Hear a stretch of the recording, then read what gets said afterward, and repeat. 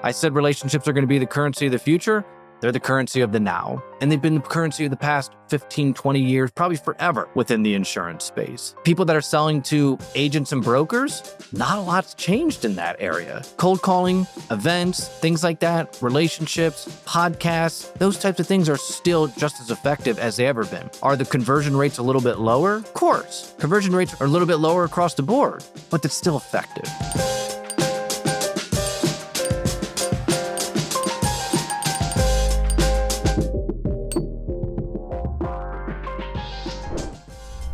Welcome back, everyone, to another episode of the Insurance Growth Lab.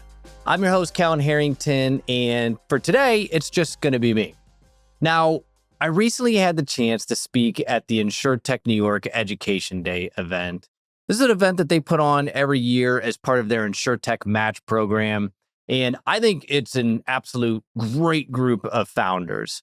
And if you're not familiar with insurtech New York, I would highly recommend checking them out. They've got all sorts of great programs that they put on for insurtechs.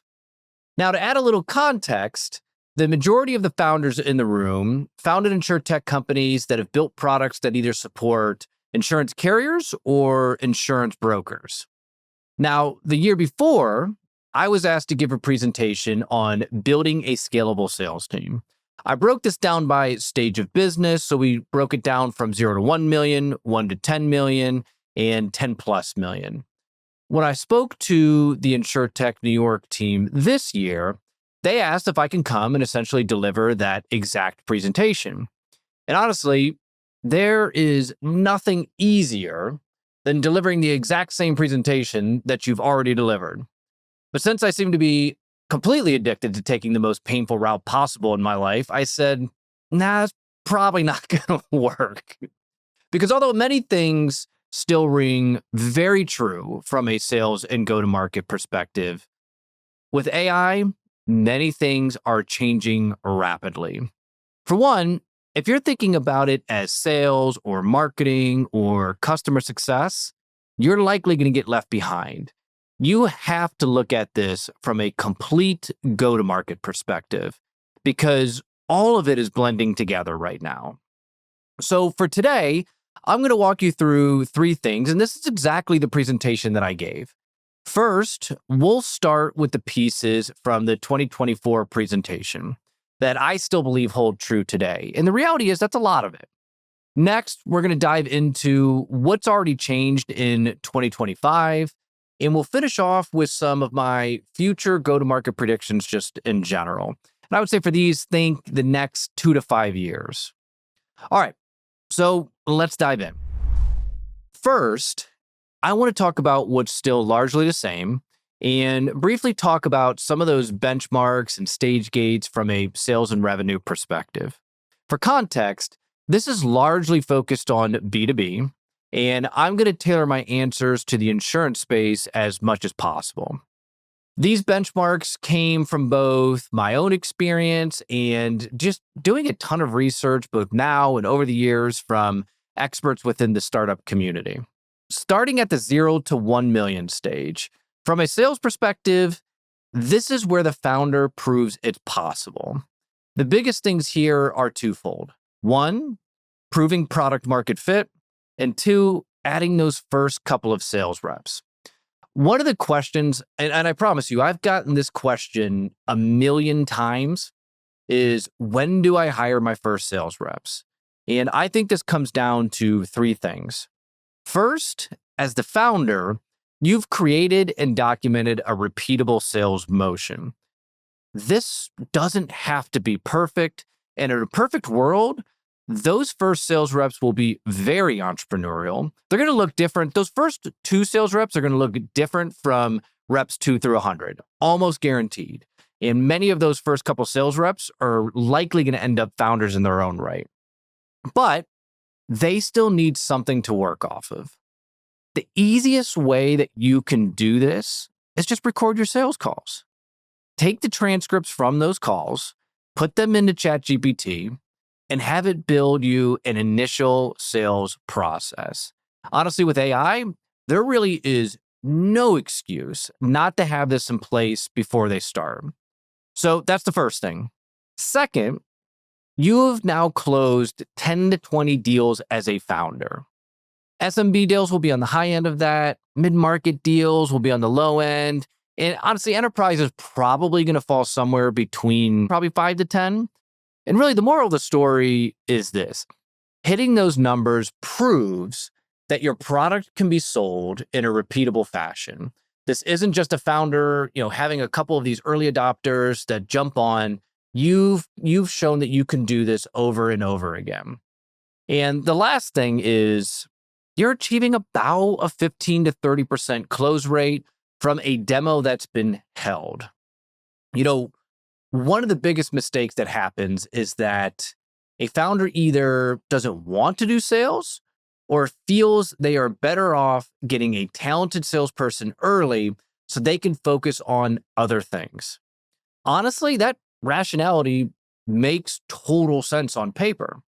But the reality is, when those sales reps are brought in too early, they flounder. Those early sales reps will not bail you out because you hate selling or you feel your time is better spent elsewhere. Because nobody will know the product better than the founders. Nobody can make faster iterations to the product than the founders. This is your baby. It's doubtful that you ever stop thinking about it.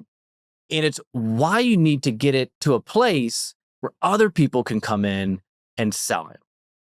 And that's where those sales reps can come in and be successful when you hit a couple of those things. All right, let's move on. Looking at the next stage, we're going to do this from going from 1 million to 10 million. And to me, this is all about the right people, executing the right process, supported by the right systems. This is the stage where true vice presidents and VPs come in. And at this stage, the most common question I get is, when do I hire my first VP of sales? Typically, you could hire a marketing VP pretty early. But from a sales perspective, it's a little bit different. Getting those first sales reps and the right sales leader in place is going to be one of the biggest challenges that you'll face. You're almost certainly going to have a lot of turnover on these two positions. And just like the sales reps, the timing is super important when it comes to bringing on the first sales leader. All right, let's dive into some of those stage gates and benchmarks that indicate when is the right time to bring on your first sales leader. So to start, you have achieved product market fit in one customer segment. So what do I mean by this?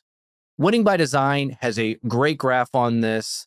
And for simple example's sake, let's take the standard benchmark of 1 million in ARR, annual recurring revenue. These numbers are changing all the time, but it's an easy number for example's sake. If you have 500K in enterprise clients, 250K in mid-market clients, and 250K in SMB clients, you really don't have product market fit in any customer segment.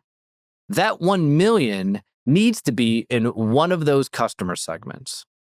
So, the exception to this is probably if you sell enterprise deals and your annual contract value is 1 million in ARR, then you likely need to close 3 to 5 of those to confidently say you have product market fit in that enterprise segment.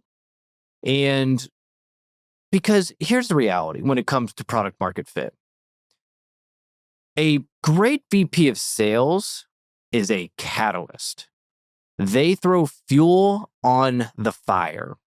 If there is no product market fit, they will spin their wheels and you will waste an absolute ton of money. All right, I'm not going to beat a dead horse on product market fit. So, along with having to have product market fit, you have to have a repeatable go-to-market motion. And a good benchmark here to know whether you're not on track to have that is that 2 sales reps are hitting quota and they're closing at a clip of about 15 to 30%. Those are the hard numbers, but there are also 2 non-market related items that need to be in place. That VP of sales will need resources to build. And they will also need your personal time to get them onboarded. That latter one is so often overlooked. And I get it. We want this VP to come in, fix our sales problem, and hit all the goals that are needed to raise our Series B. That all might happen, but they need the full download from you first. This includes the market nuances, a download on all the customers, the ins and outs of the product, and how did you get to this current go-to-market motion? And most importantly, the strategic direction of the company. As the founder, we know this is going to change quite a bit. They need to be in the loop on that. They need to be in that conversation. The decision's ultimately with you, but they need to be in the loop and they need to be informed as you go about this because they're out there with those sales reps representing your company. And look, the reality is the list of the things that probably need to be in place can go on, but you get the point. And look, this isn't a big company and they will never get the full onboarding program that you would at a big company. But they also can't be left on an island to fend for themselves the day that they're hired. And we've all seen this a million times, and we've probably made this mistake. But the reality is resources, time from you, along with hitting those benchmarks, you're just going to put yourself in a lot better position to be successful when you make that hire. Okay, that's 1 to 10. The last thing I want to talk about from that 2024 presentation is, when is it time to scale? And this is above 10 million in revenue. And the biggest questions here are, what needs to be in place in order for me to feel comfortable for really scaling that go-to-market team in motion? These benchmarks I'm about to give came directly from a slide from the Pavilion CRO school that was put together by a guy named Josh Allen. He is the CRO of QuickBase and is a very, very, very sharp guy. I think it was the best summary that I've seen to date, and I'll go over them quickly here. 1, you need an LTV to CAC of 3-to-1 or better. If you don't have efficient unit economics, you won't be able to scale. 2, and this came from David Skock, who I'm sure many people that are listening to this are familiar with him and oftentimes referred to as the godfather of SaaS. It's what he calls the golden rule of quota attainment. You have at least 50% of reps at 100% of quota attainment, and at least 70% of reps at 70% of quota attainment. I love this one because a great rep can really give you false expectations when it comes to scale. You need a team that can do it, not 1 to 2 superstars, because the reality is those superstars, they're always going to outperform everybody by a long shot. And if you think that you can just go out and replicate each one of those superstars, you're going to be in trouble. I wish you could. But the reality is those are the LeBron James, those are the Michael Jordans that are out there, and they are just going to take way more of the brunt of the work that needs to be done. It's always going to be the case. So you need to make sure the team's in a good spot. All right. So number 3, you need gross customer retention of 90% and net customer retention at 100% plus. You just can't scale if you're losing all of your customers. And look, I know those numbers are changing. Benchmarks are changing when it comes to this. So the big thing is you got to make sure that you're able to retain those customers and grow those customers before you just throw all of the fuel on driving new business. Okay. The next 3 that I'm going to dive into, though they're not going to have a hard number on them, but they are just as critical. And the first is you have to have a clearly identified ideal customer profile and buyer personas. You can't guess or take a swag at this any longer. All of your messaging, all of your marketing needs to be talking directly to your best customers. And with that, you need a large, unpenetrated TAM. If this is not there and you hire a ton of sales reps, they will never be able to pay for themselves and they will eventually have nothing to do. And if they're truly a good sales rep, they're going to leave. Great sales reps aren't going to stick around and hope that you figure it out. That is just the reality. And the last thing, and this thing I think is so important, you need to have crossed the chasm into the early and late majority. So I'm going to back this up a little bit and give you a little bit of context just in case you're unfamiliar with the book, Crossing the Chasm. If you are, I highly recommend you go out and read that book. So this is all based on how new technologies get adopted in the market. You have the innovators, the early adopters, the early majority, the late majority, and the laggards. The hardest thing to do is what's called cross the chasm. And this is going from getting early adopters to buy and use your product to getting the early majority to buy and use your product. The reason it's so difficult is that early adopters and the early majority look very different from each other, and therefore they don't make good references for each other. The challenge is early adopters make up about 13.5% of the market, and they are looking for a significant gain in adopting new technology, and they're okay with the bugs and issues and such that comes with adopting technology early. They will blow up all of their processes to get that gain. The early majority makes up about 35% of the market, and they're just looking for incremental improvements. And, the reality is they're not willing to change their current processes in order to get them. Typically, your product needs to be a lot easier to use by the time you get to the early majority. In the insurance world, a great example of this, it would be AMS integrations. The early adopters will find workarounds, and the early majority will wait until those integrations are in place. We've all seen this, right? If anybody is sold to brokers in the space and you've called them and they say, well, do you integrate with AMS 360? Do you integrate with Applied? And odds are in the early days, that answer is almost assuredly no. And the early majority will say, okay, well, that's great. We just can't do anything until you integrate with our AMS. But the early adopters will say, okay, this is really interesting. We're going to use Zapier to serve as a Band-Aid. We think we can get that into this place, and the AMS could potentially pull from this place, or we'll put an intern on here in order to get that over there. But this is going to be a game changer, and it's going to save us so much time, money, whatever else that may be. That's the difference. That's the difference between the two. So if those types of things aren't in place, you could be waiting for a while. So those are the big things that need to be in place for scale. And of course, this won't be perfect, but I'd be hesitant to scale if you're really far off on any one of those. Okay, that was the 2024 presentation. And while a lot of things have stayed the same when going from 0 to 1, from 1 to 10, and scaling past 10 million, well, let's talk about 2025 and what's changed in go-to-market. The reality is that AI is changing how we think about go-to-market more than how we actually go to market. And the truth is, if you're taking a look at this video or listening to this podcast 6 months from now, that statement could be totally far off. But right now in the insurance space, for those that are going to market, selling to agencies and brokers, and those that are selling to carriers, that's a big thing that's happening. Because right now, automation and efficiency are improving at a rapid rate. But at least in the insurance space, go-to-market plans and how we obtain customers are still very similar to they have been the past 5 to 10 years.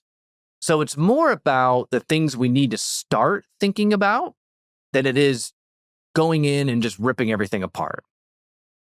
And let's dive into what I think that these are. These are the things you got to start thinking about. In the market today, there is information overload, and everybody has an extremely strong opinion. It's one of the only ways, honestly, that you can really stand out in a sea of AI content. Trust is going to be the name of the game in so many ways in 2025 and in 2026. So first, you need to trust but verify the information that you're reading. If it sounds interesting and you want to test it, great. But be careful going all in and changing everything that you're doing just because you heard some guru talk about this. One of my favorite examples that encapsulates this, I think, really well has been the endless headlines of cold calling is dead. And objectively speaking, outbound rates have been going down for years now. And I believe objectively they're at their lowest rate ever today. So if that's the case, why is half of LinkedIn telling you that you need AI SDRs? The answer is the same as it's always been. Test the new tactics, measure the results of the new and the old tactics, and double down on what works. Because again, maybe AI SDRs will work, but maybe they won't. But you won't know until you test. All right. Next, let's talk about two big trends around trust. One, micro events are bigger than ever. You've probably heard this. This is no secret. And we'll talk a little bit more about why that is. But this is a really hot tactic. The cost of producing content is at an all-time low. And decision makers are getting inundated with emails, messages, white papers, you name it. I'm sure all of our inboxes are flooded right now. And those decision makers want to surround themselves with a highly curated group of people that they trust. And the micro events area is a perfect outlet for that. The next big one around trust is the rise in partnership-led growth. One of the things that is happening due to an overload of AI-generated content, and I'd say content just in general, is that people are turning to trusted sources in addition to those trusted sources that they meet at the micro events and things like that, but they want people that can curate information and products. It's easier to buy from a partner who has vetted all the products in a category than it is to review all the new products coming to market yourself. Because one of the beauties about AI in particular is that it's easier to build products. And, yes, a great engineer is going to use AI and they're going to be able to be an even better engineer. But with vibe coding and things like that, new products are just going to continue getting to the market even faster. So buying from a partner is easy because they've staked their whole reputation on being able to curate this. And we'll talk about this in a little bit, but the same is going to come from thought leaders and things like that. Those that can find the signal and the noise and the content that actually matters and resonates are going to stand out. And people will turn towards those people for that. All right, shifting gears to personnel. Let's first start with revenue leaders. I believe that revenue leaders absolutely need to understand AI.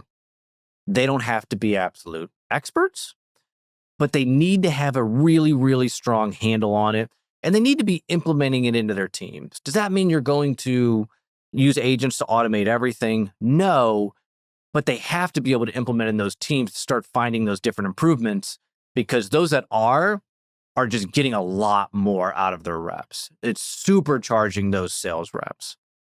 So that's kind of a perfect segue to RevOps. RevOps is essentially, I think this is exponentially more important in 2025. These are the actual experts implementing AI and the tools and the support and the infrastructure to be able to maximize AI into your operation. I think you're going to see this role hired earlier and earlier. And I'll tell you this, RevOps was always one of my first hires. When I came into a team as a revenue leader, I brought in RevOps really, really, really early. And I think many of you know, if you're not a founder, you're not a CEO, and you're a revenue leader that's listening to this, you probably had to sell the CEO on this. I think that's going to be easier as people start to understand RevOps, although, it went from sales ops to RevOps to go-to-market engineers. A lot of it's doing a similar thing, and that's just making your process better and more efficient. So those two things, I think, from a personnel perspective are going to be very interesting. The biggest thing, in my opinion, to be aware of in 2025, it's just that things are moving faster. A few years ago, I got really into playing squash. Yes, the game of squash. And I know exactly how that sounds when I say it. And when I say obsessed, I mean full-blown obsessed with it. I grew up in the South End of Toledo. This was not a game that was heavily played where I grew up, but the first time that I played, I was hooked. And I was taking lessons and all the things that you could possibly think of, right? And my coach told me that in order to get to the next level, I needed to learn how to catch my breath while running. Now, my first thought was, that is easily the most ridiculous statement that I've ever heard, but then I got it. At a certain level, everyone's good. Everyone's in great shape. So you have to find ways to slow down when things are moving quickly. And I think this perfectly applies to go-to-market in 2025. Things are moving quickly, and you need to be out there testing and catching your breath while running full speed. So that's 2025. What about beyond 2025? I'm now going to dive into some of my predictions there. And I will tell you this, these are my personal predictions. Yes, I do a lot of research and I read all the same people that most of the people on here read. But these are a lot of these are just really my personal opinions on this. And more than anything, what I think is probably the number one thing, and I hit on this a little bit, you need to be an expert. You can't be just okay anymore. Trust is only going to go down, and you need to be able to teach someone something about their business that they didn't already know or can get from ChatGPT. Because the reality is, ChatGPT is going to be able to tell them a lot. And so you need to go in there and you need to sell this much differently. So what do I mean by that? Let's use an example of enterprise sales reps, because the reality is, enterprise sales reps and consultants, in my opinion, are going to be one and the same. And this, to me, gets back to the challenger sales model. In the challenger sales model, if you've never read the book, one, obviously highly recommend it, just like Crossing the Chasm. But two, that model is about bringing something to the prospect where they say, I never thought about it like that. Instead of, you get us, you get our company, you get what we're going through. That doesn't matter anymore. AI will get them. AI is going to have no problem understanding them and validating what they're hearing and going through. You need to stand out. You need them to sit back and say, man, that's a really good idea. I never thought about it from that angle. And so that gets into the expert status, and I think that's going to be critical. The next one's a fairly obvious one, but go-to-market headcount will likely go down. Automation and efficiency will continue to get better, and companies just won't need as many FTEs. And unfortunately, I think marketing will be one of the first to be impacted by this. Now, again, there will always be a place for people who are experts at their craft. But if you're an average copywriter, designer, strategist, RevOps professional, sales rep, whatever that might be, companies will try to replace you as fast as they can. I don't necessarily think that that's actually the best thing, because I think that this is going to disproportionately impact entry-level jobs. But a business will always do what's best for the business. And this is something I've said over and over and over again when it comes to your own career, is that the business has to survive. And so when you're making, judgments and things like this and showing just undying loyalty to a company or whatever that might be, the business can cut you in a second because they have to. And just like that, if you're going to look at a career, great, you should be out there and always promoting. I always told anybody that we ever hired was that I expect you to take the next job. I hope we can do that here, but I expect you to take that job because you have to do what's best in your career. And the reality is this is going to be the same point. I think hopefully this will lead to just greater productivity and potentially increased revenues. I think companies that will take advantage of that, but they're being pushed to reduce costs and everything else. And unfortunately, I think rightly or wrongly, I think go-to-market will be impacted by that. My last prediction, and somewhat flies in the face of what I've previously said, is that relationships will be the currency of the future. What's old is new, right? If you were ever grow up in sales or marketing, it's people buy from people that they know, like, and trust. Again, it gets back to that word, trust. People will want to work with people they trust, and they will keep that inner circle very tight. The days of pure transaction, I think, are going to be over, especially from an enterprise perspective. So, in summary, we went over what's still the same from 2024. We went over what to think about in 2025, and I gave some of my opinions on where I think this is going over the next 5 years. What I want to make sure to state, this is purely my opinion.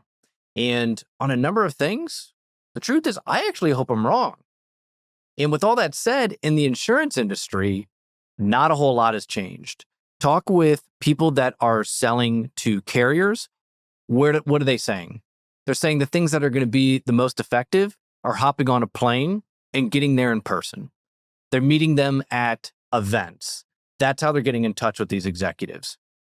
I've been doing this in this space for over 15 years.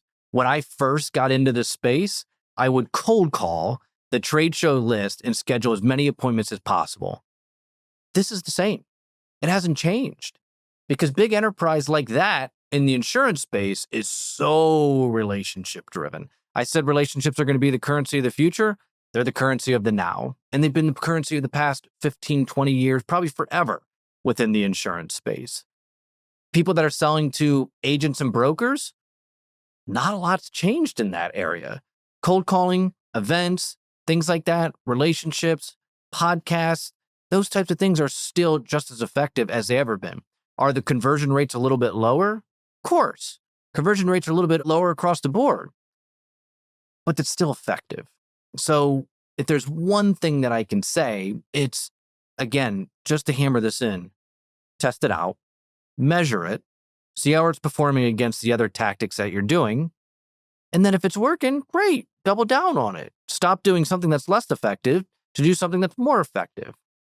AI is doing a great job of helping us be more efficient, and they're automating a number of routine tasks. But AI agents haven't taken over yet. And you know what? I actually hope that doesn't happen in 6 months. I hope it doesn't happen in a year, 2 years. But they have not taken over right now. And like anything, there's going to be positives, there's going to be negatives, but this has happened before, and we're going to adapt to it no matter what happens. So I'm going to try to do this on a little bit more regular basis. And one of the things that I will ask you and everybody that's listening to this is, if you like this, I want to get that feedback. As we wrap this up and you're like, hey, I wish you could dive deeper on this. I disagree with you on this. Let's talk about it. You can always find me on LinkedIn. I promise you I'll do my best to respond back to messages. We all know LinkedIn messaging can be a huge pain. And so I will do my best to respond to you. And as we wrap this up, for those that want to support the show, subscribe to us on YouTube. Give us a review on Apple Podcast or Spotify, because every time that you do, I promise you, it is very much appreciated. And as the first solo episode on the Insurance Growth Lab, I want to thank you for listening. And with everybody, I'll see you next week.